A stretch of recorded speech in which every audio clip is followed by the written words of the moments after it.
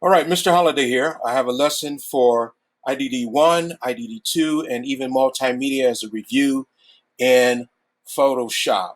For those in IDD1 and possibly IDD2 and maybe even multimedia, this may be your first time working with Photoshop. So you have this at home.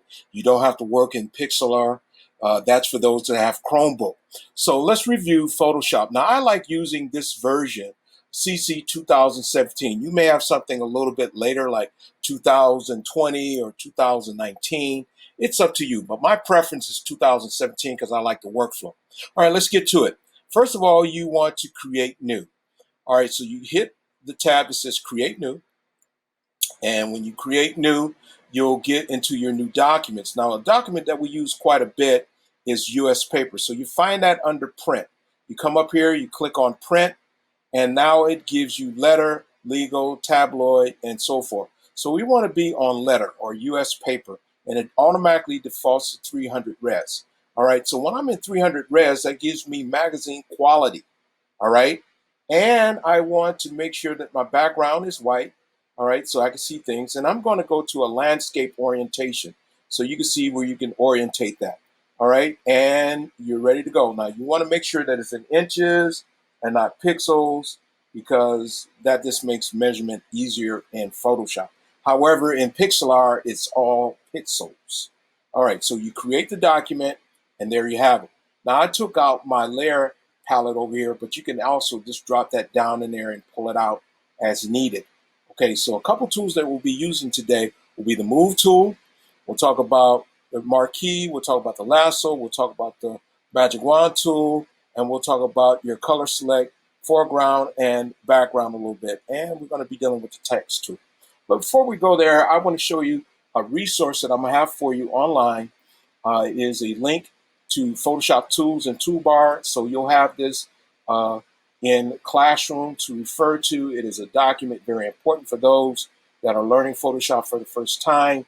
And you have some real close-up details on your move tools, select tools, and various things. So this is going to help you. So I will have that resource for you.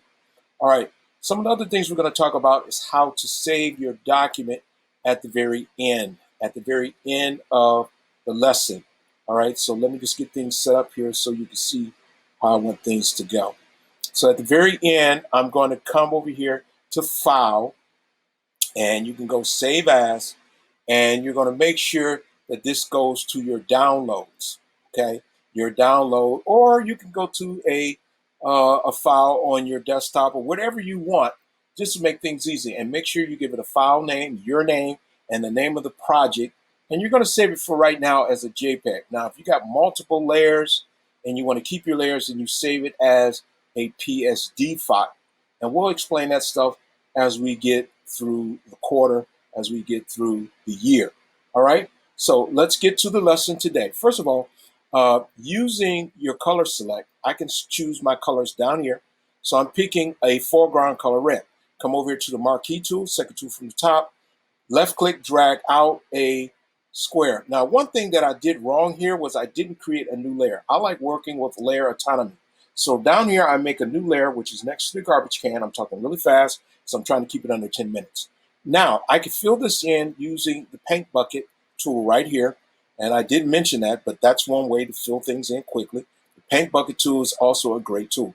Under the paint bucket tool, you have the gradient tool. And you can go to all kinds of gradient editor ideas, presets, and what have you. But we'll deal with that at a later point, okay? So we're going to cancel that for right now. And I'm going to hit Control Z to show you another way to fill it in. You could do Alt Backspace, which is to fill in for foreground. Control Backspace is to fill in for background. So Alt Backspace will fill that in as well. All right, so that's just a little exercise to get you going on this. And multiple undos is Control Alt Z. So I'm going to create a new layer again, and I'm going to go to this lasso tool, and I'll lasso up a cool shape. make sure it's closed, and do the same thing, Alt backspace, and there you have it. So Control D and backspace that because I don't want that anymore. And I'm ready to get started. Now, with this new layer, I'm going to come over to the text tool. Now, notice that my foreground color is red. So that means that my text color is red. So if I want that black, I have to change that to black. And now my text color becomes black. These two coordinate with each other. Your text color coordinates with your foreground color. So make sure that it is black. Now I'm going to click here, and I want to be in a nice size font. So I'm at 200. So you literally have to type that in because 72 is the limit. So I typed in 200 earlier because I did this lesson earlier. And I want to type in the word burger, and I want to use all caps. So I hit the cap lock and B-U-R-G-E-R, burger. And I want to come to the layer, activate the layer, come to the move tool, and move that where I want. See how I did that? So you have to activate the layer, come to move tool, and move that. Now there's some other ways to move it around. Your text can be moved around while you still have it as a text tool, but that's kind of complicated. We'll get into those things later. Okay, talking about your type, it works like any other program that has fonts, such as Word, or if you're working in PowerPoint. So you have an area when you're in your text tool where you can actually choose your fonts. So once the font has been activated, the layer's been activated, you can come up here and literally do a drop down and go through a series of different fonts. And the font that I chose for today is Impact.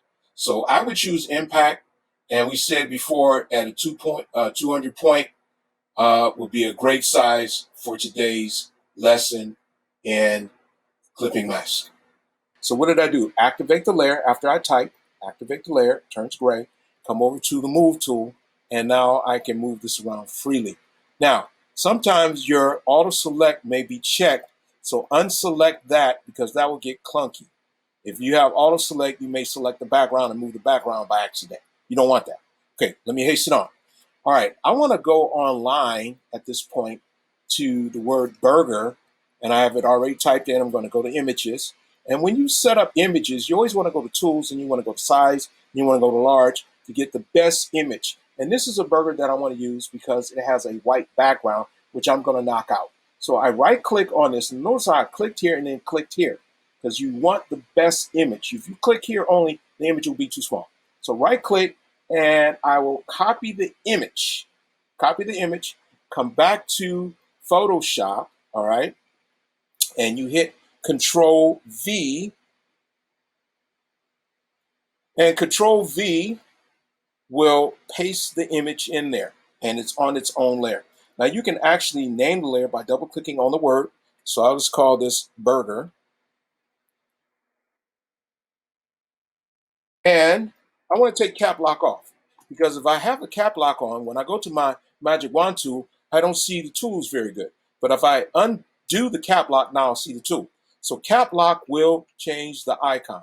So have cap lock off, I'll select the burger, but before I select the white of the burger, I want to turn off the vision on everything else so that I'm only selecting that white. Because if I had the text layer on, it would select the text by accident for some goofy reason. That's what the later versions of Adobe are doing.